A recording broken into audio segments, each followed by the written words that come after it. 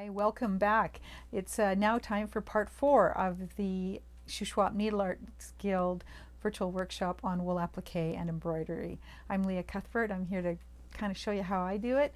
You might want to put your own twist on it when it's time for you to do it for yourself, but I'll show you the basic techniques that I use. Today it's all about getting the pattern onto the fabric and how I do that, and how I cut templates if I don't want to use the pattern, how I make them bigger than the pattern if I want something larger. We're going to focus on the pattern pieces for the pin cushion / paperweight, and we are going to, yeah, that's what we're doing. So if you already know this stuff, you don't want to do it, then that's fine and dandy. Catch up with us in part 5, because part 5 we're going to start appliquing our fabric onto our backing fabric. So let's get going on this. Freezer paper. I love freezer paper. It has so many applications, and I'm not even talking about the kitchen. When I say freezer paper, I mean freezer paper. This is Reynolds freezer paper. It's a 50-foot roll. I've had it for a long time. Based on the size of the roll, I'll probably have it for a long time more before I run out. You can buy freezer paper, also known as butcher's paper or butcher's wrap, in grocery stores, in hardware stores, online of course, and craft stores, quilting stores. Take a look there. I know, for example, my go-to craft store, because I live near Salmon Arm, is Thread and Paper, and they sell freezer paper off the roll for $1 a meter. So that's an option too. You don't have to buy a great big long roll of it.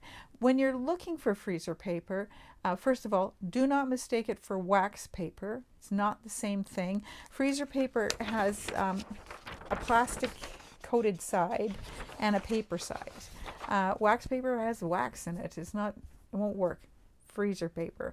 The other thing with freezer paper is it comes in thinner weights, which is what my Reynolds wrap is, fairly thin, which is great because I can still see through it to trace, and that's really handy. Heavier freezer paper in white, you can also trace onto that as well. You might need to tape your pattern into a window and then put the freezer paper over top and trace it, or use a light pad or something like that to make that work. There's another type of freezer paper out there that's brown paper freezer paper, and that one you got to be careful with, because you may or may not be able to see through it, even with a light pad or a window. And I would hazard a guess that the heavier it is, the heavier weight that it is, the more difficult it will be, of course, to see through it.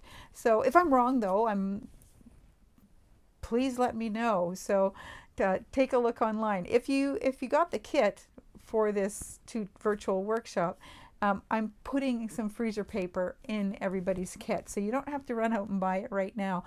But once you realize how much you love it, you're going to want to go get some of your own. So rather than me carrying on about freezer paper, I'm going to bring you in close so you can look and see what it does and why I like it. Hang on. Freezer paper. What's not to love? Well, it is expensive. I don't love that. But it is convenient. I do love that. It can make transferring pattern pieces so much quicker.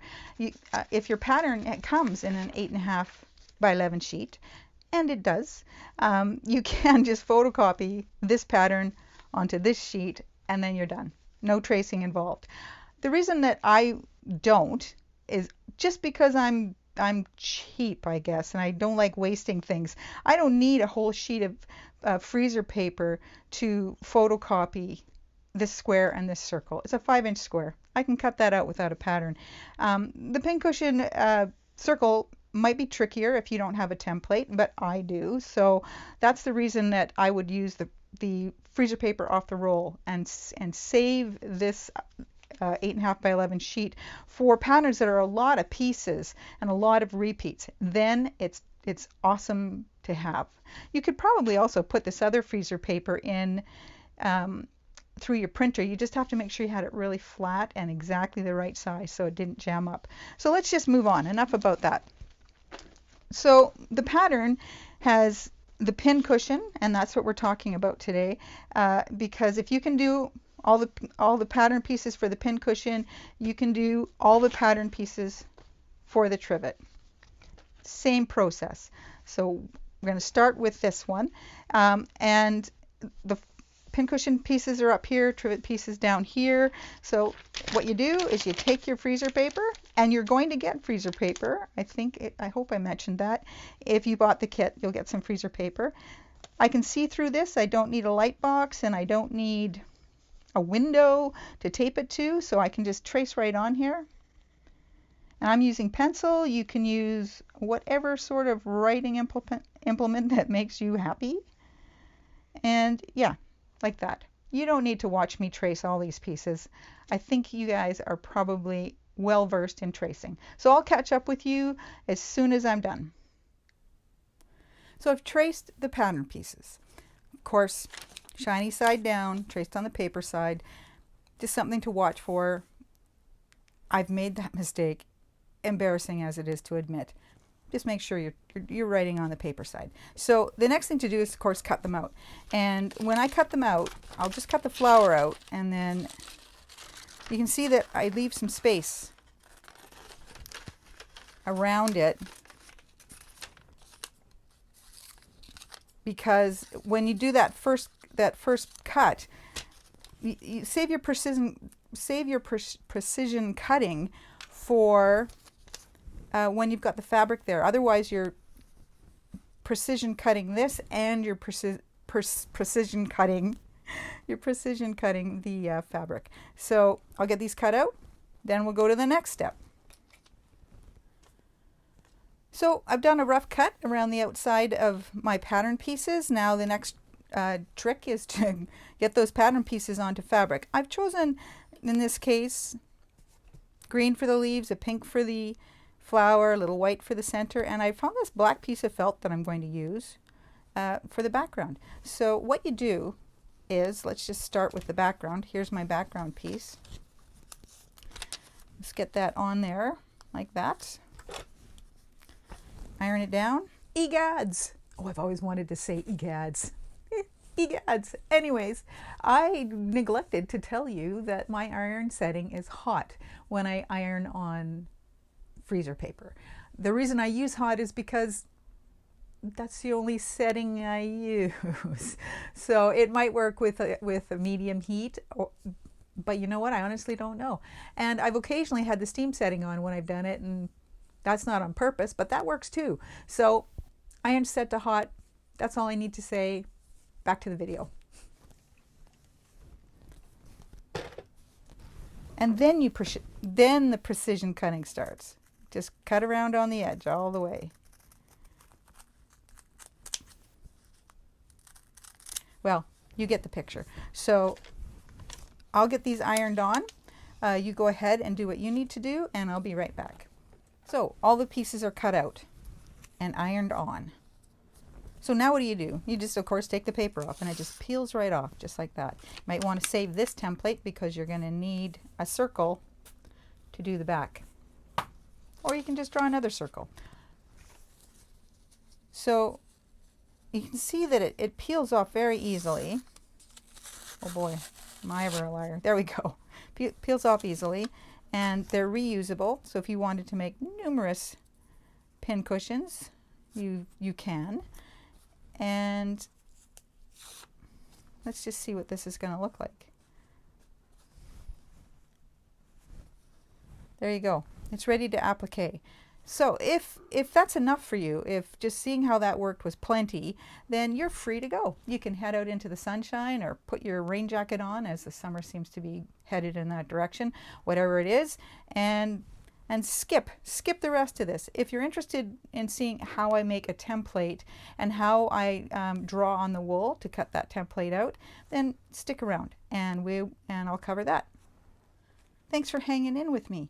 So the next thing I want to show you with freezer paper is that we've got these all cut out, but let's say you're working on the flower, this flower, and you need to cut out 4 of them.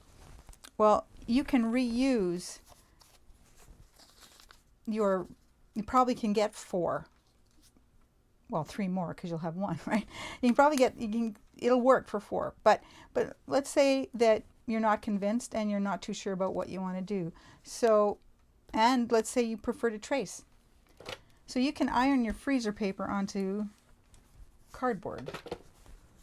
And then you can cut it out and then you can trace around it. It works great for that. The other thing you can do is you can take a stack of freezer paper scraps like this and put your initial template in the middle like that. Oh, hang on. That's not what I want to do. What I really want to do, pardon me, is put some parchment paper down, then do this, because otherwise the bottom one is going to stick to this and it's not going to be as sticky as you might want. So just iron that down.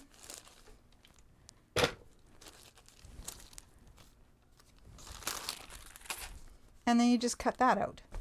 And then you're good to go. So it's a couple different ways to make templates with freezer paper. The other thing that I want to show you is, for example, say that you're looking at this and you're going, that's nice, but I want a bigger pin cushion. So how I go about doing that is I take a look at I start with the, I don't know why, but I always start with the leaves. You can start probably anywhere you want. And I just want to do a quick measure just to see how big they are. So they're 2.5 inches square. So to make a new template for them, and I just want it to be a little bit bigger, I'm going to go with a 3-inch square on that. And I've gone ahead and cut that out already. So there's a 3-inch square. Now I'm going to need to make my flower bigger as well. And I like to cut flowers out of circles. Leaves I cut out of squares, flowers I cut out of circles. So when I measure this flower, it's kind of 2 inches, you know, a little bit over. And so I need to make that bigger. Now there's 2 ways you can do it. Like we increased the size of the leaves by 1/2 inch. We went from 2.5 to 3. So you could go from 2 to 2.5 and try that out and see what you think. When I do that, I did that, in fact. Here's the 2.5 inch circle, and it wasn't big enough because here's the 3-inch. Here's the 3-inch leaves. Here's a 2.5 inch circle. You know, it could be big enough, but I wanted my flower to be bigger. So what I did was I took it up another 1/4 inch to 2 3/4, and I'm happier with how that looks. So how I did that was I made, of course you can use templates. There's these Karen K. Buckley circles. There are, like if you were ever a scrapbooker, there's this kind of thing. You might find the right size in that. Of course, if you remember your life in school, you can use a compass and make a circle that way, of course. But then my favorite way is to kind of start chasing things down in my kitchen and in the area around me, just so that I don't have to run back and forth from the kitchen, just to look for a circle. So that's, and you can make it based on that. So how I would cut the flower out is this way. I went with the bigger circle. So this is a 2 3/4 inch circle. I did end up using the Karen K. Buckley circle on that. And how I do that, and I'm cutting this out on freezer paper because I've already tried it with regular paper. So in theory, I know that this is going to work. So I'm going to fold it in thirds because I've got 6 petals on this one. So I'm going to fold it in thirds. If I wanted to have 8 petals, I would fold it, of course, in half and then in half again. And what I do with this is I kind of eyeball the circle and try to get the same amount of circle on either side as I fold it. And then we'll fold that over. and crease it up, and then cut it out. And what I want, well, let's just do it this way. So I'm just going to cut it, and I'm making sure to cut the corners off, trying to do it similar on both sides.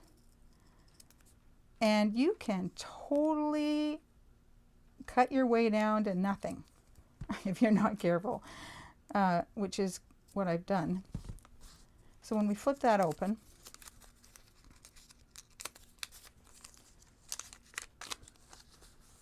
there's the flower.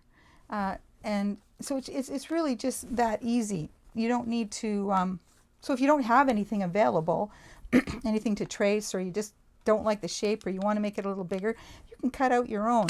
With the leaves, this is how I did the leaves. This is the 3-inch square. And I just fold it in half, and then in half again, 4 leaves. That's why I'm sticking with halves. And there's the fold line, and the fold line is here. So I'm going to cut here.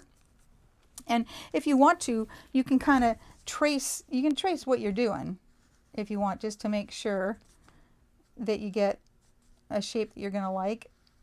I find that even when I do this, I end up cutting it out a little bit differently. What I do try to do is make sure that I cut this, the same distance from the top down on both sides. And to do that, you could, of course, just measure it and place a mark. So let's just say, oh, I want to do it on the fold line. Let's do 1/4. I'm going to do 3/8 of an inch. That's where I want that to go. And on the other side, same thing. 3/8 of an inch, which should be right about there, which is totally the wrong spot to do that. I needed to do it here. 3/8 of an inch. 4.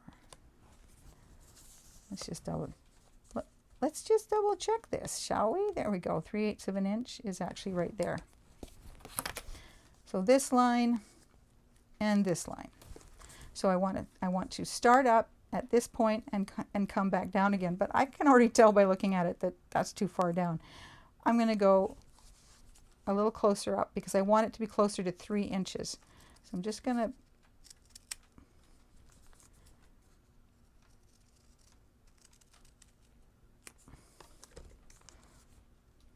it'll do.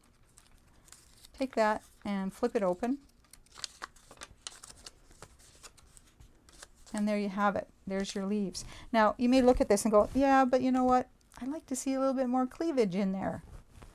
Well, you might if your flower doesn't cover that area, which in this case it doesn't necessarily. It depends upon how you put your flower in. So if you want it to be sort of a deeper cut or a deeper bit of cleavage, just snip it a bit more. But do it on both sides so that they at least have a chance of looking the same. I went a little nutty with my scissors there, but there we go. So I like that better. Kind of goes in further. So just make the angle tighter. So that's how you do that. And you can do that with flowers with 6 petals, flowers with 3 petals. But it's just a quick way to kind of get it done. Now, of course, if you don't want your leaves attached, well, then the next idea is to just take, you can either draw it first, and I'm going to just go with the sort of the traditional leaf size. Now, this shape you could use for flower petals too. So leaves or flower petals, but anyways, that's another project for another time as well. And just cut it out. So you don't necessarily need to have a pattern in a book or a pattern that you've purchased. You can make your own pattern. And I'm not really much of an artist per se, but I can cut out little tiny shapes, and I'm sure that you can too. So have a go at it, see what you think, and kind of go from there. what I want to quickly show you though, let's move out of this, is I want to show you some ways to get your pattern onto your fabric so that you can cut it out if you are tracing. So I'm just going to go to this light blue, and what works on wool, like what works on cotton fabric, isn't necessarily going to work on wool. But what I find is that, you know, Frixion pen will work if you've got one. I've got one here. Actually, maybe what I'll do is I'll just draw. I don't know if you can see that, how the pink, but you can see that I've got to kind of do a bit of scrubbing to get that line to show up. Can you see that? I'm sorry, I'm not sure what you can see. But the other thing you can use is just your friend the pencil. And you can just trace around your template. And this is if you don't have freezer paper, of course, in pencil. And you can see that shows up really well. And you can either, when it comes time to cut it out, cut it just so that the pencil mark doesn't show, or you could cut it so that you can flip it over. Now with this wool, I don't know if you can see that, but it's got lines going this way. So this is the side I'd want to have up. I wouldn't use a felt pen because it could bleed into your fabric, and you'd lose more fabric than maybe you want to, because you'd have to cut more out. But pencil works great. Frixion pen works great. I just got one of these things. It's a Clover. Here it is here.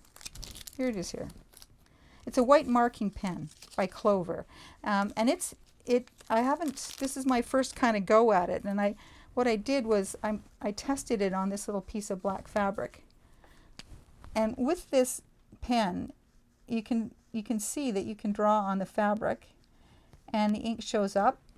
Sometimes it doesn't show up right away. Apparently, if you leave it, it'll show up. If it doesn't look like it's going on very well, leave it for 30 seconds and it will show up better, and you can use it. So it's a great way to mark on dark fabric. And then of course there's always the mechanical pencils with the chalk in them. You can use that too. So you've got options. You've got things that you can do. So I've given you a swack of information. You can email me if I've missed something out, or you can give me a call if you're part of the guild. I think my phone number's on the list. Or you can put a question, you know, in the video kind of below this if you'd like, and I'll see if I can find an answer for you. But yeah, go ahead, cut out your pieces for your pin cushion, because in the next video we're going to start to sew, and we're going to start the appliquing process. So I'll see you there. Thanks for sticking in with me for this long. Take care.